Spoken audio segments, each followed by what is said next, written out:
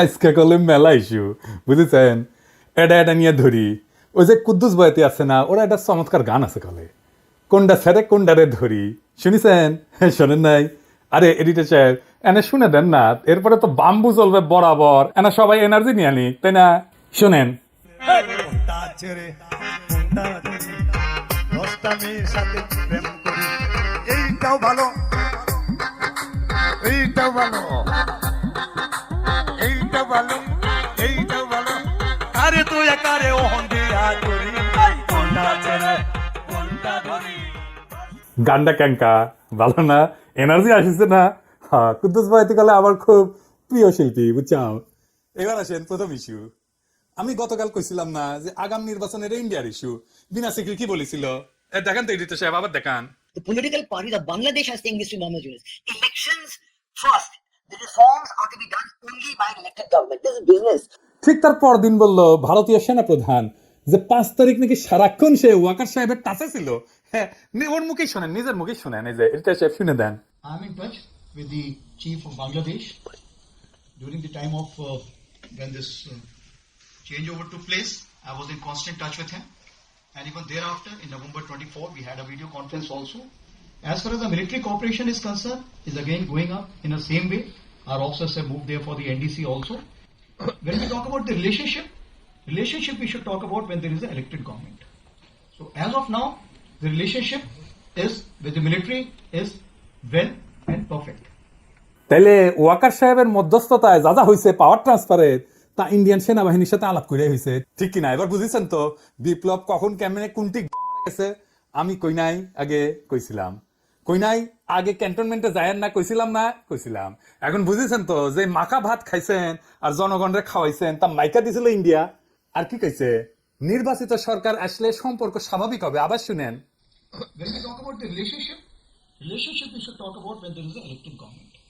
তার মানে বিএনপির সাথে সেটেলমেন্ট হয়ে গেছে, বিএনপি ক্ষমতাতে আসলে তার আর ডিস্টার্ব দেবে না, তার আগে যত পারা যায় ডিস্টার্ব দেবে, ঠিক কিনা বলেন? এবার আসেন দ্বিতীয় ইস্যু। বিশিষ্ট বাম মোশাহিদা সুলতানা হাঙ্কেরে প্রথম আলো ওটা একটা জুলাই বিপ্লব নিয়ে কলাম লিখেছে, সেটি লিখেছে আনু মোহাম্মদ নাকি এক দফা ঘোষণা দিছিল, আর তারপরেই নাকি হাসিনা পলাইছিল, বুঝাও। লিখেছে প্রেস ক্লাবে হাসিনা পদত্যাগের এক দফা দাবি ঘোষণা করেন অধ্যাপক আনু মোহাম্মদ। ঘোষণার পরপর একটি মিছিল প্রেস ক্লাব থেকে যাত্রা করে শহীদ মিনার অভিমুখে। বিগত দিনগুলোর কারফিউর থমথমে পরিবেশকে পেছনে ফেলে এই মিছিলে অংশ নেয় দলমত, শ্রেণী, পেশা, বয়স নির্বিশেষে সব ধরনের মানুষ। হাসিনার পদত্যাগের দাবিতে ঐক্যমত এবং জনসমর্থন সেদিনই দৃশ্যমান হয় জনসমক্ষে। ওরে বাবা, হ্যাঁ আপনারা জানেন এক দফা ঘোষণা করে ছাত্ররা 3রা আগস্ট শহীদ মিনার থেকে। এই যে না, এইটা সাহেব গুগলে এক দফার ঘোষণা লিখে সার্চ দেন তো কি কি আসে। দেখেছেন আনু মোহাম্মদের নাম আছে। দ্রোহযাত্রার প্রধান দাবি কি ছিল? দ্রোহযাত্রা দিয়ে একটা সার্চ দেন না এডিটর সাহেব, 24 ঘন্টার মধ্যে সবার মুক্তি। দেখেছেন? হ্যাঁ, সরকারের পদত্যাগ চাইছিল, কিন্তু সেটা এক দফা ছিল না, মেলা দফা ছিল তার সাথে। এভাবে ইতিহাস পাল্টায় যায়, বুঝছাও। এভাবেই প্রথম আলো তার পক্ষের বয়ান তৈরি করে বামেদের লেগা, মানে রক্ত দিল সবাই আর নেতৃত্ব হয়েছে বামের। এবার আসেন চট্টগ্রামের ওসি নিজামরে ধোলাই দেওয়ার ঘটনা, বিএনপির প্রতিক্রিয়া নিয়ে একটা কথা কয়ে নিই। ওসি নিজাম একজন দুর্বৃত্ত পুলিশ অফিসার ছিল। ওসি নিজাম উদ্দিনের মা খালেদা মেম্বার, সভাপতি বাংলাদেশ মহিলা আওয়ামী লীগ বড়ইতলি চকরিয়া। এই যে সিআরপি সালাউদ্দিনের পাশের ছবিটা দেখেন, আর একটা ছবি দেখেন ওসি নিজামের। দেখেছেন বন্দুক ধরে আছে কিংকা করিয়া। তখন ও কোতোয়ালি থানার ওসি, ইনভেস্টিগেশন 2014 সালে চট্টগ্রাম বিএনপি পার্টি অফিসের সামনে বিএনপি কর্মীদের বুকে ও বন্দুক ধরেছে নিজের হাতে। দেখেছেন? ওরে কিছুই করা হয়নি, ধরে থানার দেওয়া হয়েছে। টানাটানির সময় জামা ছিঁড়িছে। থানার দেওয়া হয়েছে কেন? কারণ ওই ওসি নিজাম হৃদয় তারুয়ার মামলার আসামি যে শহীদদের, কিন্তু ধরে দেওয়ার পর দেখা গেল তার নামে পুলিশ মামলা থেকে বাদ দিয়ে দিছে। দেখেছেন? বাদীকে না জানায় মামলা থেকে নাম বাদ দেওয়া যায় না, বাদীকে জানানোই হয় নাই। এই মামলার তদন্তকারী কর্মকর্তাকে আমি জানবার চাই, আমারে নাম দিবেন, ওর তদন্ত আমি আর হান্দাই দিব। এই নিজামরে ধরিছে শহীদুল ইসলাম শহীদ নামে স্বেচ্ছাসেবক দলের নেতা এক বীর যুবক। আমার স্যালুট তারে দল থেকে বহিষ্কার করে দিছে। কেন? 2টা কারণে। দুর্নীতির দায় সাজাপ্রাপ্ত মীর নাসিরের ছেলে মীর হেলাল ছেলেটার বিরুদ্ধে অবস্থান নিছে। দেখেন, নেতা তারেক রহমান সাহেবের বক্তৃতা দেন এত পরিষ্কার ভাবে বোঝানোর পরে যারা না বুঝের ভান করার ই তারা দায় দায়িত্ব তো দল লইত কিলে দুষ্ট গুরুত্ব শূন্য গোয়াল বহুত বেটার।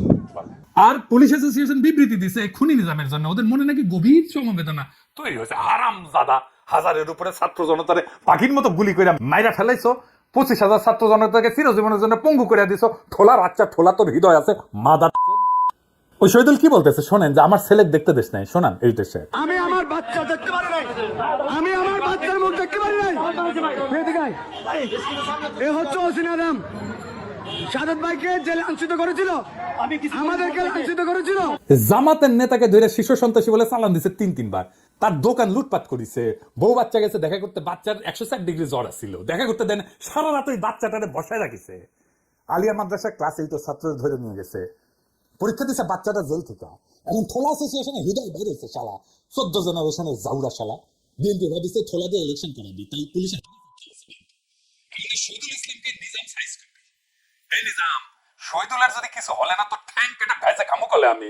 শহীদুল, তুমি ছাত্রদের নাগরিক কমিটির জয়েন দাও, তুমি উটি নেতা হবা। তোমার বীরত্বরে স্যালুট আমার। নাগরিক কমিটি করছি, যেটি যেটি ইনকা স্পিরিটেড বিএনপির তৃণমূল কর্মীর সাথে বেইনসাফি করবে বিএনপি না, তারই নিয়ে নিবা। ওই যে ইসকনের নামে মামলা করেছিল না যে বিএনপি নেতা, তাকে নিয়ে নাও। ওই চট্টগ্রামে হিরোইক ইমেজ তৈরি করতে পারবি। এবার আসেন মিজানুর রহমান আজাহারির তাফসির মাহফিলে গ্যাঞ্জাম নিয়ে কথা বলি। সিলেটে যেভাবে মিজানুর রহমান আজাহারির ওয়াজের শেষে হট্টগোল করে বন্ধ করে দেওয়া হয়েছে, তাতে আমি হতবাক এবং ক্ষুব্ধ। শুনেন তার কথা, শোনেন শেষ দিকের কথা।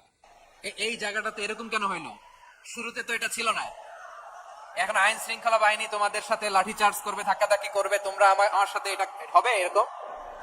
তোমরা তো ব্যথা পাবা তো। বসো না, সবাই বসতে পারলে তোমাদের কি? বসো। এটা আমি এখন পরিকল্পিত কিছু হতে পারে এই ধারণাও করতে হবে আমাদের। লক্ষ লক্ষ মানুষ বসে আছে, তোমরা একটু শান্ত হবে না? হ্যাঁ, বসো। আর 2 মিনিট একটু কোঅপারেট করো। 2 মিনিট একটু কোঅপারেট করো। জি পুলিশ ভাইরা, হ্যাঁ আস্তে জি বসে যাবে। হ্যাঁ ঠিক আছে, 2 মিনিট। এই বিভাগে আমার আর আসা হবে না, আমি একবারই তো আসলাম। সো যা বলার তো আমি এখনই বলতে হবে, এমন না যে আমি আবার সুনামগঞ্জে আসবো, হবিগঞ্জে আসবো। খুবই গুরুত্বপূর্ণ কয়েকটা কথা আমি রাখবো তোমাদের সামনে। বসো, শেষ করে দিব। এই তো আর 10 মিনিট সময় আছে আমার হাতে। বসো। মাশাআল্লাহ, এই ঠিক আছে। আমি কলে এখানে এক বিশাল ষড়যন্ত্রের গন্ধ পাইতেছি। ঘটনাচক্র যার রাজনৈতিক গুরুত্ব অপরিসীম। আজারি সাহেব নিজেই কইছে যে সামান্য জায়গাটা অল্প কিছু লোকে কাজটা করেছে। শুনেন, পুরো লক্ষ লক্ষ মানুষ, আমি তো দেখতে পাচ্ছি কত লক্ষ লোক হয়েছে। একটা জায়গায় কোনো সমস্যা নাই। এখানে কয়েকশো ছেলে পেলে এই ধাক্কাধাক্কি, না নিজে শুনতে পারতেছো, না অন্যকে শুনতে দিচ্ছ, না আমাকে বলতে দিচ্ছ। কি করতেছো তোমরা? এগুলো কি করতেছো? আমি আজকে just as a gesture of goodwill, আমি নামটা কইলাম না কে করিছে, কয়া দিব কিন্তু কে করিছে এইটা। এই হট্টগোল হয়ে কেন সুষ্ঠুভাবে শেষ করতে পারলেন না তাফসির মাহফিল আজারি সাহেব? কারণ বিএনপি নেতারা প্রকাশ্যে বলিছে মাহফিলে আজারি সাহেব হেস্তনেস্ত শিকার হবে, এটা কইছে বিএনপি নেতা। সত্যি কথা, আমি ব্যানে করছি না। এই যে শুনেন, রহমান আজারি বক্তব্য রাখে বিএনপির বিপক্ষে, এত সাহসে কোথায় পায়? আপনি এই জামাতের পক্ষে কথা বন্ধ করেন, নাহলে এই দেশের মানুষ যেভাবে আপনার এই যে মাহফিল করে, মাহফিলে কিন্তু আপনি আস্তে আস্তে শিকার হন।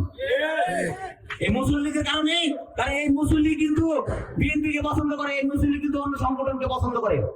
কিন্তু আল্লাহর নামে স্লোগান দিয়ে, ধর্মের কথা বলে, মাথায় টুপি লাগিয়ে, পাঞ্জাবি পরে বিএনপিকে বলবেন না আপনি, তাহলে কিন্তু আস্তে শিকার হবেন। আবার যে কোনো মুহূর্তে কিন্তু আপনি দেশান্তর হতে পারেন। ঠিক তার পরদিন এই ঘটনা ঘটলো। তার আগে তো অনেক নেতা, রিজভি ভাই তার সহকর্মীদের তাতায় রাখছে। এখন আজারির উপর কেন বিএনপি বিলা? দুইটা কারণে। এক, বিএনপির তো জমায়েত করতে টাকা খরচা হয়, এমন কোন বক্তা নাই যার বক্তৃতা শোনার জন্য লাখে লাখে মানুষ যাবে। খালেদা জিয়া বা তারেক রহমান আসলে যাইতে পারে, কিন্তু দেশে আছে এমন কোন নেতার বক্তব্য শুনতে এখন আর যাবে না লাখে লাখে লোক। আর আজারির বক্তব্য শোনার জন্য স্মরণকালে সর্ববৃহৎ সভা হচ্ছে, যেটি যাচ্ছে সেটি হচ্ছে। এটা গা টাটাইতেছে বিএনপির। জনসমাগম মানে ক্ষমতা, বুঝছাও? আমাদের ভিডিওর ভিউ গেলে ক্ষমতা, আমাদের পোস্টের লাইক শেয়ার ক্ষমতা। এই ক্ষমতাকে বিএনপি চ্যালেঞ্জ মনে করছে। আর 2 নাম্বার, ইন্ডিয়ার ডরায় জনপ্রিয় ইসলামী বক্তারে। এই জন্যই তারা চড়াও হয়েছিল মৌলানা দেলাওয়ার হোসেন সাইদের উপরে। আজারি সাহেব ইভেন বিগার থ্রেট তাদের জন্য, বড় ভয়, কারণ সংঘবদ্ধ মুসলমানে তাদের ভয়। আজারি জামাত করে না, তার বয়স কম, তারা যুদ্ধবাড়িতে বানাতে পারবে না। চমৎকার কথা বলে, আধুনিক, মননশীল, অপূর্ব সুন্দর গলা আর চেহারা, মাশাআল্লাহ, ইংরেজি বলতে পারে ভালো। এইরকম একজন দায়ীকে কোনোভাবে টলারেট করবে ইন্ডিয়া? করবে না। এক বেকুব তার মাথার দাম ধার্য করেছে, শুনেছেন? শুনেন। এই কাজের এক কোটি টাকা শুরু করে দাবি করতে হবে। এই যে কথা বলতে পারে তাকে আমি ওনার পক্ষে কষ্ট করে করবো না। দেখেছেন তার জানের উপরে উঠে গেছে। পুলিশকে করছে ওই হারামজাদার এখন ধরে প্যাকেট করেন, ওই যে কইছে 10 লাখ টাকা দিবে ও প্যাকেট করেন। বিএনপি নেতারা খুব অপমানজনক ভাবে কথা কইছে যে আজারি হুজুর পিছে লাগিছে।